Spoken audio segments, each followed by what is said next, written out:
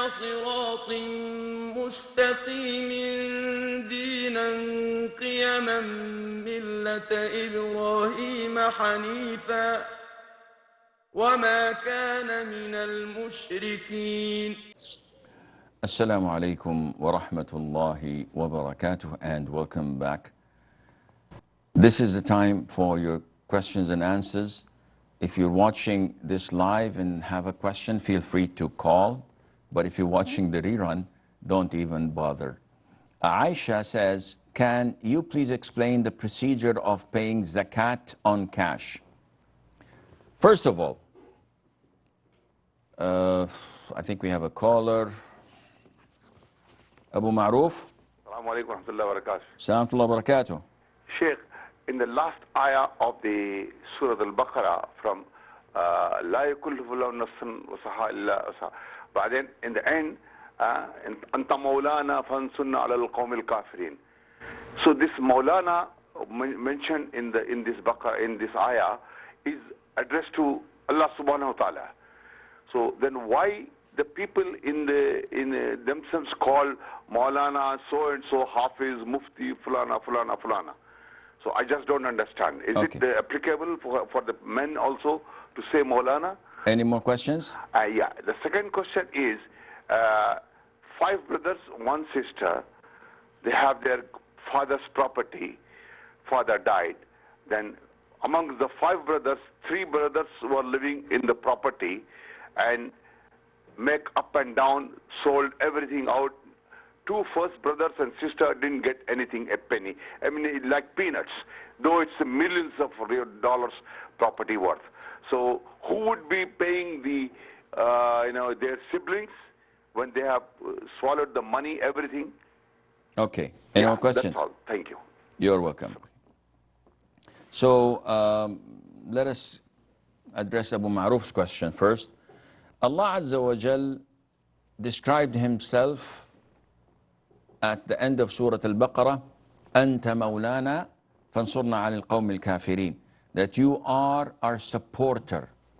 So the word Mawla comes as a supporter. It also comes as someone who is in alliance with. It comes also to describe someone who has been freed after being a slave.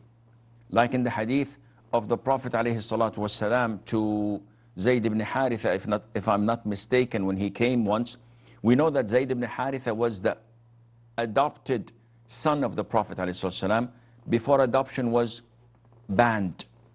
So he was a slave given to Mother Khadija by her nephew Hakim ibn Hizam. And she gave this slave as a gift to the Prophet ﷺ, who loved him dearly. He freed him, and then he said that this is the son of Muhammad. His name was Zayd ibn Muhammad. Until in chapter 33, Surah Al-Ahzab, Allah banned adoption.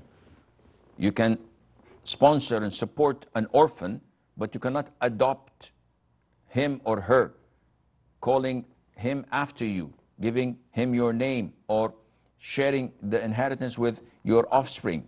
This is prohibited. So whenever the Prophet used to see Zayd ibn Haritha, he used to say that he is our Maulana, meaning the freed slave, and he's close to me.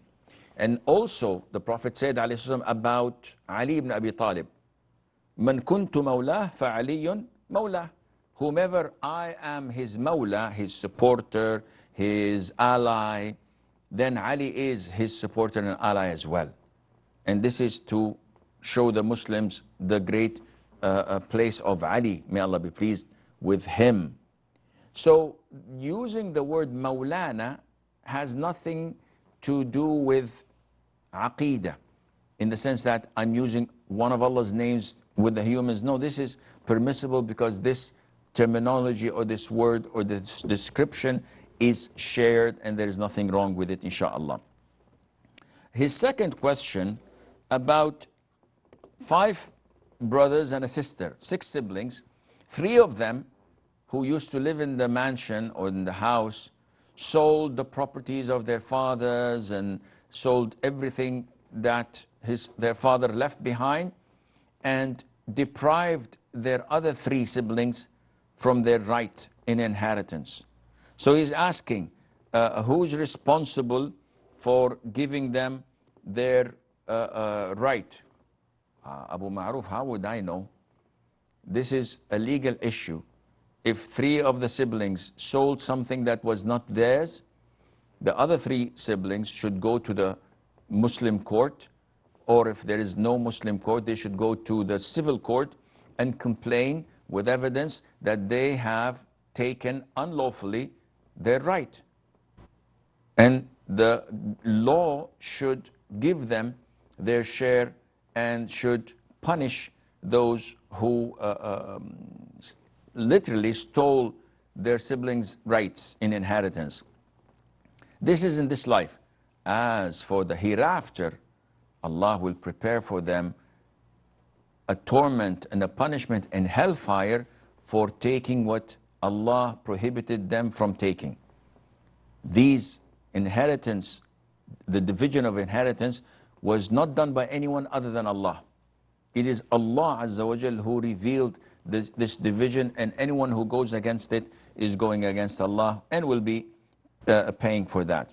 So Aisha's questions, how do we distribute the procedure of paying zakat on cash? First of all, cash is estimated with the value of the threshold of silver, which is 595 grams of silver. Check online the cost of the gram of silver multiplied by 595, and this is the threshold of cash money. If you have below, there is no zakat. If you have it and whatever is above it, the zakat is on the whole thing. This is condition number 1. Condition number 2 is that a full lunar year must pass when you have this cash in your possession. So assumingly, I have 5,000 euros in my possession on the first day of Rajab. The following Rajab, and I still have this 5,000 euros, I have to give 2.5% as zakat from it. The biggest problem is that nowadays we have what is known as salaries. So our income and expenditure is variable. And this causes a problem. Why? Because first salary of the month of Muharram, I put it in a wallet. Then the second month is Safar.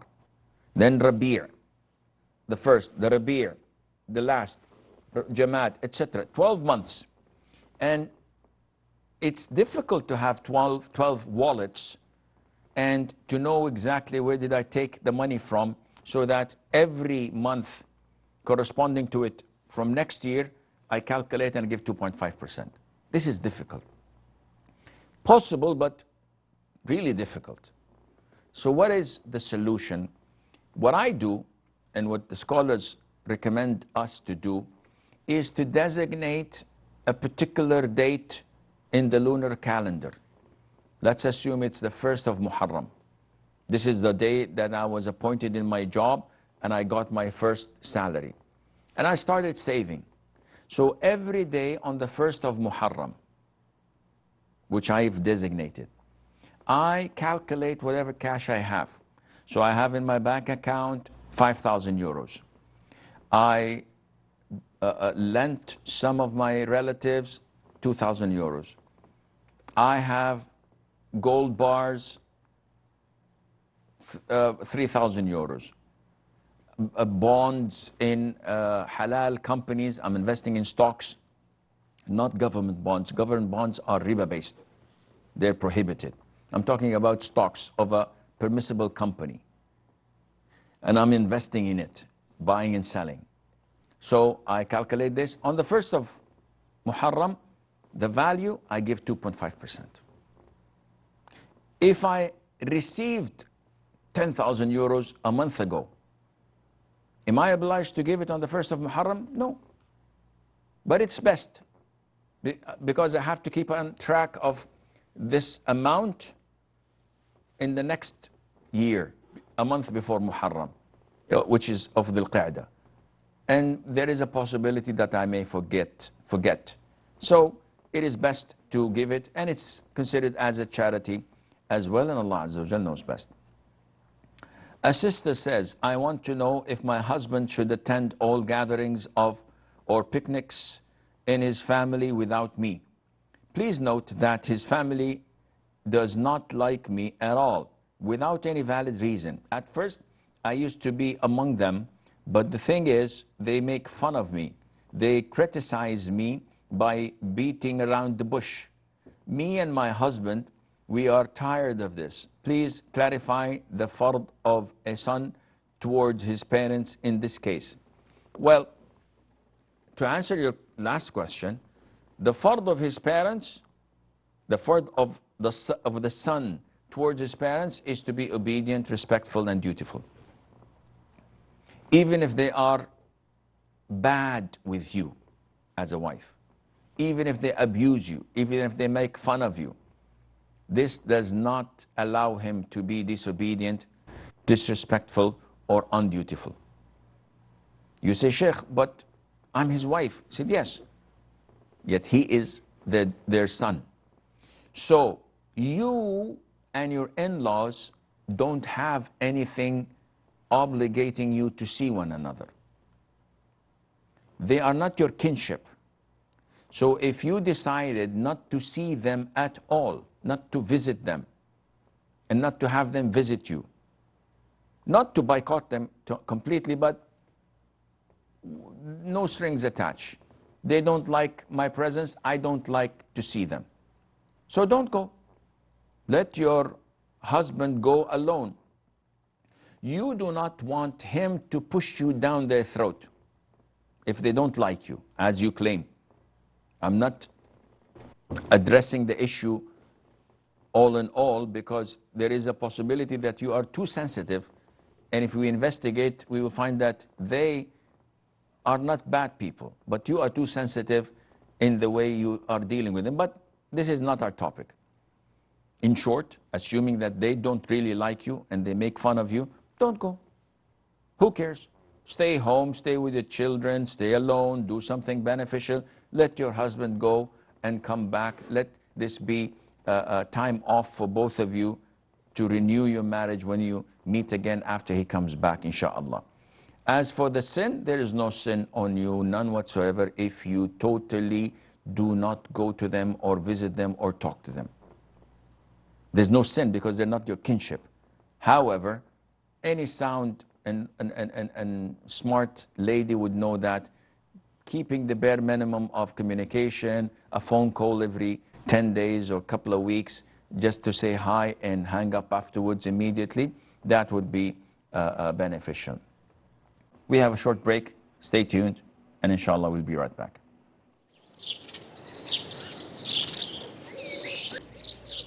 Assalamu alaikum wa rahmatullah, and welcome back. Sania says there's this tradition in Pakistan where when a girl gets married, her brothers or uncles hold the Quran over her head while she's being seen off to her husband's house. Is this from the Sunnah? Definitely not. Anyone who claims that this is from the Sunnah or related to the Sunnah or even something that is recommended is asked simply to provide us an evidence from the Quran or from the Sunnah. Did the Prophet ever do such a thing, sallallahu alaihi wasallam? The answer is no. Did the companions ever do such a thing? May Allah be pleased with them? The answer is definitely no. So if the Prophet didn't do it, the companions didn't do it, who are we to do it? One will say, Sheikh, but it's a blessing. A blessing to hold the Quran over the head of a bride while she's walking until she reaches her husband's house or until he takes her. This is humiliation for the Quran. You're insulting the Quran by using it like an umbrella. So yeah, but we want the barakah. The barakah, the blessing, is not attained by holding the Quran like those ignorant people holding, putting a copy of the Quran in the glove compartment of their car. MashaAllah, tabarakallah, you have a Quran. You read it a lot? She said, no, I never touched it. I never even opened it.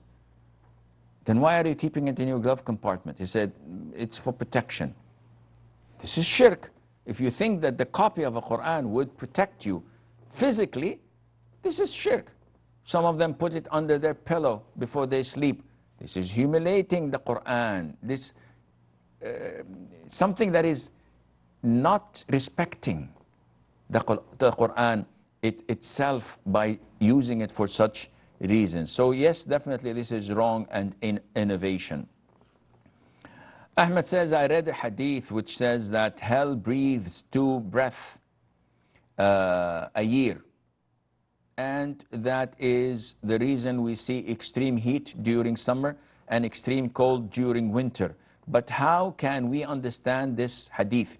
Because in some parts of the world, summer and winter are in opposite times of the year. Like, for example, if someone or somewhere is summer, it is winter in Australia. How to reconcile about this hadith? First of all, it is totally wrong for you to try to logic things that are unseen to you, let alone understand the hadith wrongly because of the wrong interpretation, translation, or your understanding. The hadith, is it authentic? Definitely it is authentic. It's agreed upon by Bukhari and Muslim. What does it imply? It simply implies that hellfire complained to Allah Azza wa Jal that it is so extreme that I have eaten my own self. I'm consuming my own self. So Allah Azza wa Jal relieved hell by giving it 2 breaths. And these 2 breaths are a breath in winter, extreme cold, and a breath in summer, extreme heat. This has nothing to do with summer and winter per se, because these are the effect found in summer and winter, not the cause of it. Meaning that not when the hellfire breathes, this happens. Rather, it is part of the impact of having such breaths throughout the whole year. And we do not know, maybe the breath of heat which comes out of hell is causing the sun to become hot in summer and brings us this heat. And it doesn't also mean that the heat and the cold is happening differently in hell. So one time there is heat and one time there is cold. No, it is simultaneous. It can happen at the same time. Therefore, you should not logic this, and you should accept it as it is, because you didn't see hell. You did not see how it breathes or speaks to Allah Azza wa Jal. So why is it that you're only finding it difficult to believe what the Prophet had told us, ﷺ, simply because we have winter and summer at the same time? A brother says, I hear narrations of the Sahaba and the Salaf praying Qiyam the whole night. When did they sleep, and how did they get the energy to pray all night and still be awake during the day? First of all, they did not pray all night. They prayed most of the night. We know that the way the Prophet used to pray, ﷺ, he used to sleep 1/3 of the night, then pray half of the night, then again sleep 1/6 of the night. This is the way he used to pray. So there is an hour or 2 or maybe 3 to sleep during the night, which is more than sufficient. Again, the Prophet used to say, Qilu, take your siesta, because devils do not take their siesta. So this 15-minute or half an hour of your siesta during the daytime, this gives you a boost that is energizing the people. Zainab says, I want to ask a question about Zakat al-Fitr. I'm married, so she's living with her parents and her husband is in America. Who is responsible for payment? If the marriage was consummated, her husband is supposed to pay. But if he doesn't know who to pay it to in America, there's no problem in sending the money to them in her country to distribute upon the poor. Abdullah says, is it permissible to work as a dishwasher in a restaurant that sells alcohol and pork without touching it? No. The answer is no.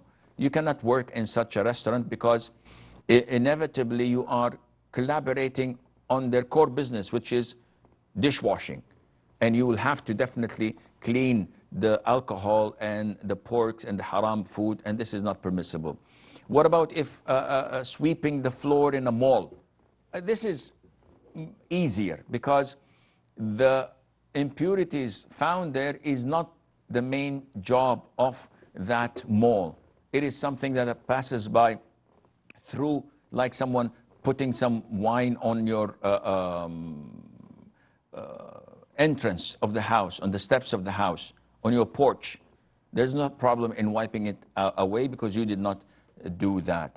Suha says, how to get rid of envy and jealousy towards others like your friends and family members. This requires a full lecture, Suha. You have to first be satisfied with what Allah has given you.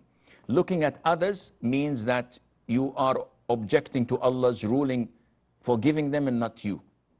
Secondly, you are the only one being tormented with this envy and jealousy. Those whom you envy and are jealous with, they're sleeping at night, not bothering about you, and you are the one who's getting sleepless nights. Thirdly, being jealous and envious might lead to Allah Azza wa Jal taking the favors and blessings that you have at the moment for your ingratitude, and you have to be careful. Musa says, can I pray Tahiyyatul Masjid when the Friday khutbah is going on? Definitely. You cannot enter the masjid, whether the khutbah is going on or not, and sit without praying 2 rak'ahs Tahiyyatul Masjid. So you have to pray it before you sit. Finally, Sumaya says, what are the sunnah ways to move into a new house? There aren't so many. First of all, reciting Surah Al-Baqarah once. This expels shayateen, the devils from there. Saying the dua, أعوذ بكلمات الله التامات من شر ما خلق 3 times. Inviting people to al-wakira or the meal as a form of showing gratitude to Allah Azza wa Jal. So you invite them to food, and this is a part of the customs, and it is also part of the good things to do among other things, and Allah Azza wa Jal knows best. إنني هداني ربي إلى صراط مستقيم دينا قيما ملة إبراهيم حنيفا وما كان من المشركين